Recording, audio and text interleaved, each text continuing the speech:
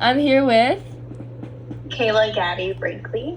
and I'm going to ask you a question. What is one practical thing that you believe can help us combat the problem of toxic masculinity?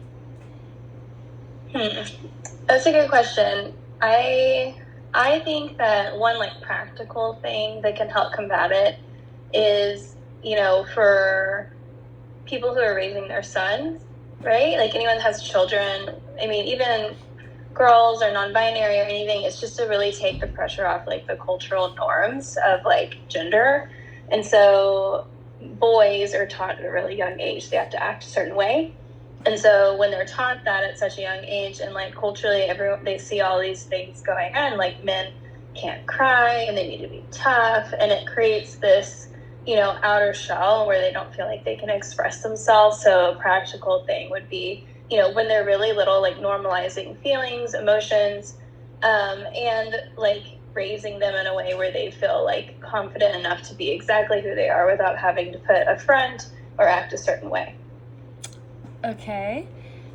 And I'm going to ask you some more questions. Describe and discuss how toxic masculinity has affected your life as an individual.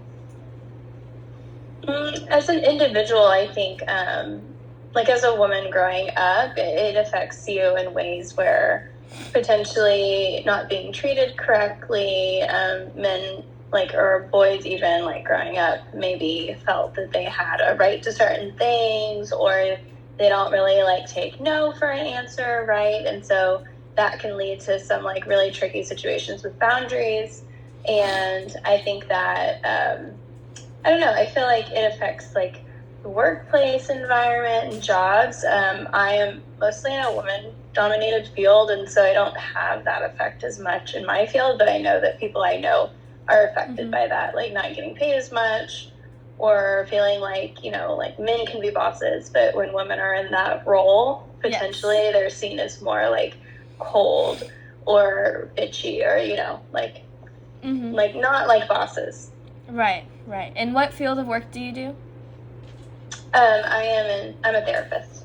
Okay. A mental health therapist. Yes. And how does toxic masculinity affect your family, friends, peer group?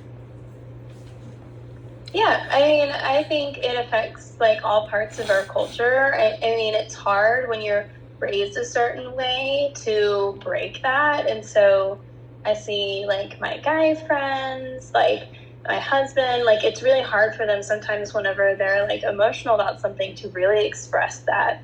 I mean, I think the first thing they're taught growing up is it's okay to be angry, but not okay to cry. Mm-hmm. And so that can really affect a lot of people, and they don't know how to label their emotions and express them. I'm not saying I'm not trying to generalize with everyone, but it's just very well known in a pattern you see with men and boys. Yes, I agree. And can you describe how you feel you can work together with others to lessen or eliminate the effects of toxic masculinity in your community? Yeah, I mean, I think that it's all about education and normalizing. A lot of my field is about normalizing mental health, but it's also just normalizing feelings and expression of feelings. So if you have a boyfriend who's really upset and crying and just saying I'm so sorry, I shouldn't be crying in front of you. It's just you as their friend or girlfriend or whatever, to just normalize hey, it's okay. You don't have to apologize for feeling things.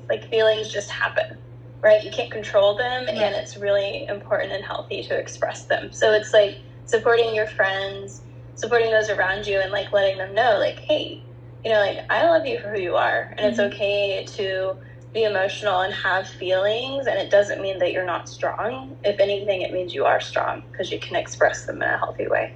So just really normalizing it. Mm-hmm. That makes sense. Well, thank you so much, Kayla. You're welcome. Bye. Bye, sister.